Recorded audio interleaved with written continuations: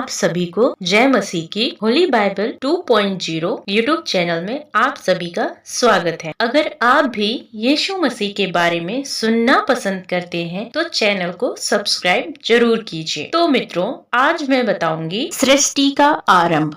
आदि में परमेश्वर ने आकाश और पृथ्वी की सृष्टि की और पृथ्वी बेडोल और सुनसान पड़ी थी और गहरे जल के ऊपर अंधियारा था तथा परमेश्वर का आत्मा जल के ऊपर मंडलाता था। तब परमेश्वर ने कहा, उजियाला हो, तो उजियाला हो गया। और परमेश्वर ने उजियाले को देखा कि अच्छा है, और परमेश्वर ने उजियाले को अंधियारे से अलग किया। और परमेश्वर ने उजियाले को दिन और अंधियारे को रात कहा तथा सांझ हुई फिर भोर हुआ। इस प्रकार पहला दिन हो गया। फिर परमेश्वर ने कहा, जल के बीच एक ऐसा अंतर हो कि जल दो भाग हो जाए। तब परमेश्वर ने एक अंतर करके उसके नीचे के जल और उसके ऊपर के जल को अलग अलग किया, और वैसा ही हो गया। और परमेश्वर ने उस अंतर को आकाश कहा तथा सांझ हुई फिर भोर हुआ। इस प्रकार दूसरा दिन हो गया। फिर परमेश्वर ने कहा, आकाश के नीचे का जल एक स्थान में इकट्ठा हो जाए और सूखी भूमि दिखाई दे, और वैसा ही हो गया।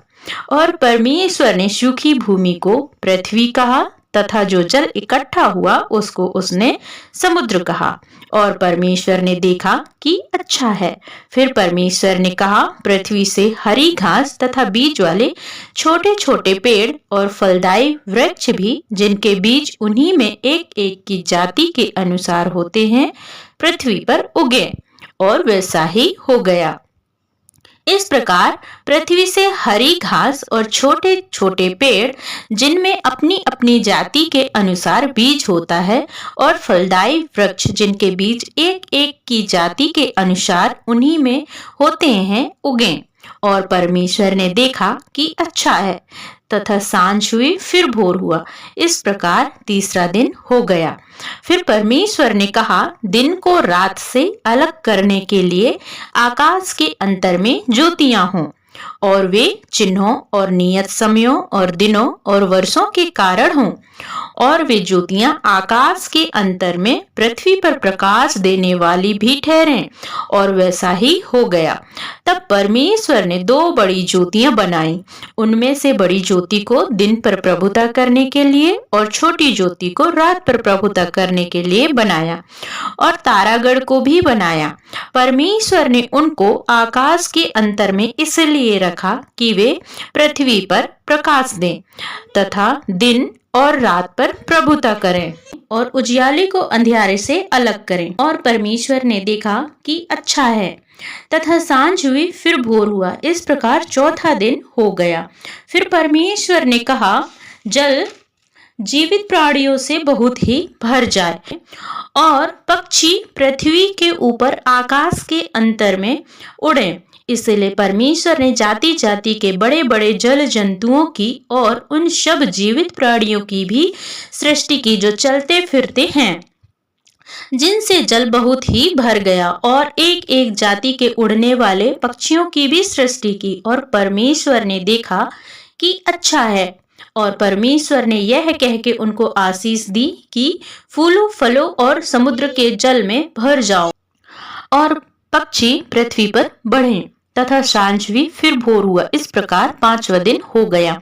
फिर परमेश्वर ने कहा, पृथ्वी से एक एक जाति के जीवित प्राणी, अर्थात घरेलू पशु और रेंगने वाले जंतु और पक्षी के, और पृथ्वी के वन पशु जाति जाति के अनुसार उत्पन्न हो, और वैसा ही हो गया।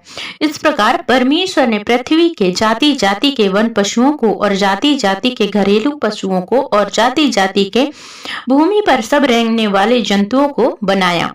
और परमेश्वर ने देखा कि अच्छा है। अब ये सब चीजें बन गईं। इसके बाद परमेश्वर ने मनुष्य की रचना की। फिर परमेश्वर ने कहा, हम मनुष्य को अपने स्वरूप के अनुसार अपनी समानता में बनाएं, और वे समुद्र की मछलियों और आकाश के पक्षियों और घरेलू पशुओं और सारी पृथ्वी पर और सब रेंगने वाले जंतुओं पर जो पृथ्वी पर रेंगते हैं अधिकार रखें।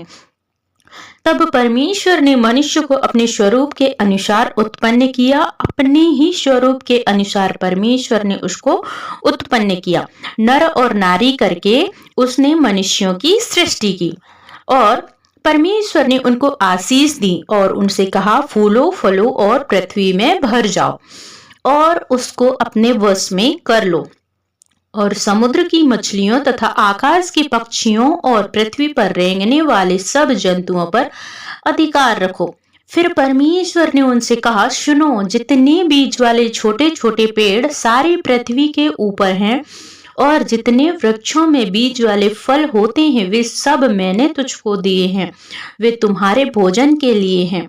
और जितने पृथ्वी के पशु और आकाश के पक्षी और पृथ्वी पर रेंगने वाले जंतु हैं जिनमें जीवन के प्राण हैं, उन सब के खाने के लिए मैंने सब हरे हरे छोटे पेड़ दिए हैं। और वैसा ही हो गया।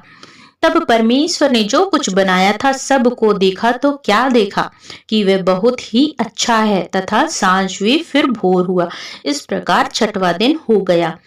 यूं आकाश और पृथ्वी और उनकी सारी सेना का बनाना समाप्त हो गया और परमेश्वर ने अपना काम जिसे वह करता था सातवें दिन समाप्त किया और उसने अपने किए हुए सारे काम से सातवें दिन विश्राम किया। और परमेश्वर ने सातवें दिन को आशीष दी और पवित्र ठहराया, क्योंकि उसमें उसने अपनी सृष्टि की रचना के सारे काम से विश्राम लिया। यहाँ तक आमीन। आप सबको जय मसीह की। धन्यवाद।